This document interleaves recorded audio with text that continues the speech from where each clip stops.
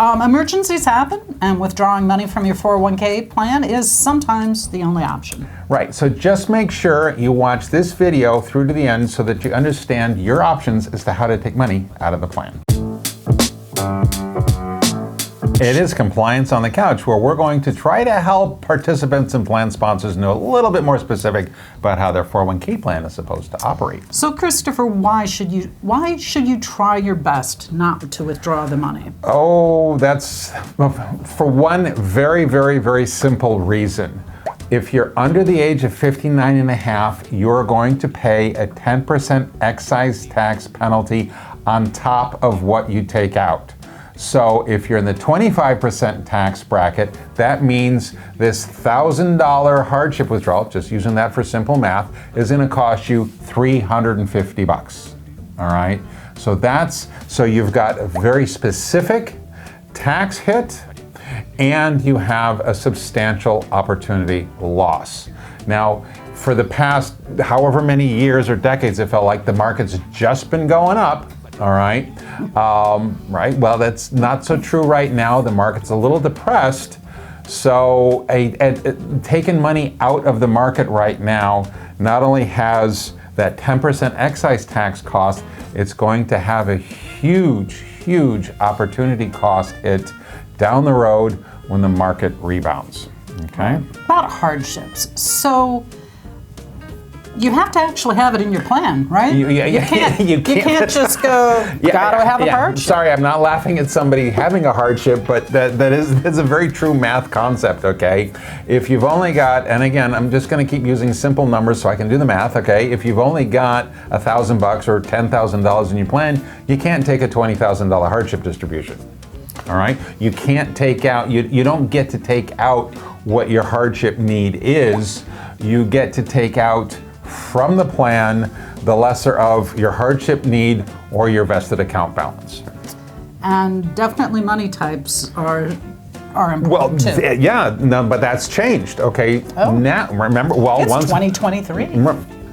Once upon a time, when you were in charge of all the distributions, you could only take out deferral money. All right, you could only take out what you had actually deferred. You are now allowed, there's some optional things in there in the plan, all right, but employers can let participants take out deferral plus gain on that, plus vested employer contributions as well for a hardship distribution. So I think that was back in 2019 when that rule changed. Okay, so the pot is larger that you can take out of. So you do have to go and look. Does the plan allow for hardships? Right. Are there other things that you need to look what the plan allows for? Well, right now, the rules for determining whether or not something is eligible for hardship has actually been made a lot easier, okay? There are 6 reasons, and only 6 reasons, why you can take a hardship distribution out of the plan. Instead of me listing them, Zach's gonna throw them up on the screen for you, all right? If your need meets one of those 6 reasons, you could theoretically be able to take a hardship distribution. But you're going to also want to have a look to see if you can take a regular in-service distribution and or a participant loan.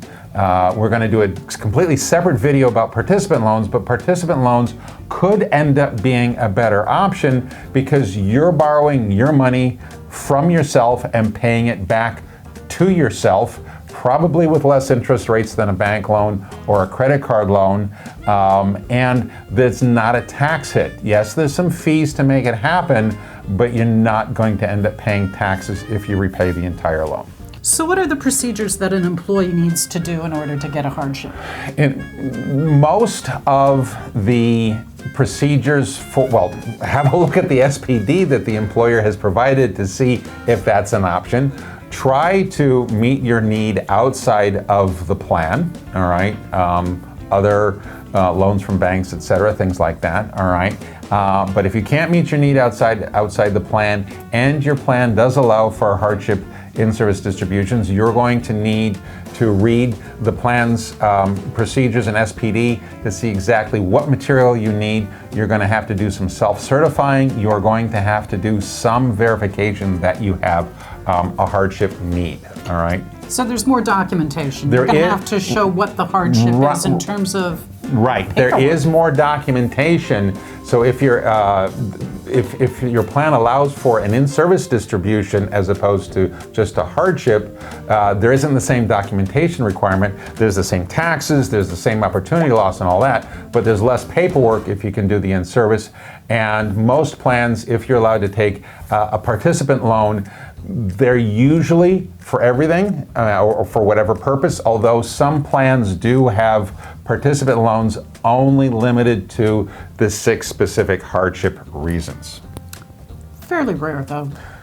Yes, it's rare. It's not that common. So, but then the other thing to note is you might be used to processing loans and distributions and everything for a plan. As the HR person, hardship, sometimes there's different paperwork for it. The vendors or a different process because people actually are trying to be very careful to not screw this up. Yeah. Because you can disqualify the plan by doing it wrong, which is a big problem for the plan sponsor. You don't want to have that happen. Another thing that's changed, and a little out of order here, but if you're thinking about some of the old rules, once upon a time, the employer used to have to stop the employee's deferrals for a year, and then it was 6 months for when after they took a hardship. That's not the case anymore, all right? Employees can take a hardship and continue to defer if they've got the cash flow to do it. They don't have to defer, but it can be allowed that they can continue to defer. Now then, there's one very specific hardship reason. I guess this might be considered the 7th, okay, that came into effect with the Secure Act in December of 2019, and that's a very specific penalty-free, not tax-free, penalty-free $5,000 withdrawal for birth or adoption, and that's $5,000 per birth or adoption. You have to claim it within, I think it's 12 months of the event, all right? But what's different is you can actually repay this one. But that's what I was going to say. There is, Secure 2.0 changed the rules a little bit, but if you have 3 years to repay your $5,000. Okay, so why that's a good thing is you got taxed on the $5,000 to begin with, but if you've got the cash flow for it, if you put the $5,000 back in, you're no longer it's untaxed. Don't ask me exactly how the math works. I just know what the law allows for. All right, and of course you now have $5,000 back in your plan working again. Right, so don't take that payday loan. Don't take that payday loan. No, golly, no, don't take that payday loan. Oh, okay, so sorry, thank you. You just said something very interesting. Actually you do. What went away with Secure 2.0 that we're going to talk about right now, because we're talking about getting money out of the plan, is plan sponsors can no longer allow credit card-based participant loans. All right, they're using credit card, debit card, participant loans. People were almost using that. Yeah, I know. You're wearing your CFO brain. You're going, no, okay. These things that you've heard about. The fees were insane. The rates of return were insane. Imagine that. What a surprise. Okay, it was really, really bad, and they've actually outlawed that. So that's one very good change. So are they doing Bitcoin now? If you found this video helpful, there's another video on profit sharing to learn how to best leverage your contributions. And of course, do the normal stuff, like, subscribe, comment. Heck, I'd be happy with a thumbs down. Just let's get some interaction going, all right? If you want to ask us a very specific question or say something very specific to us, the best way to get in touch with us is sales@hunterbenefits.com. We're looking forward to your comments. Take care.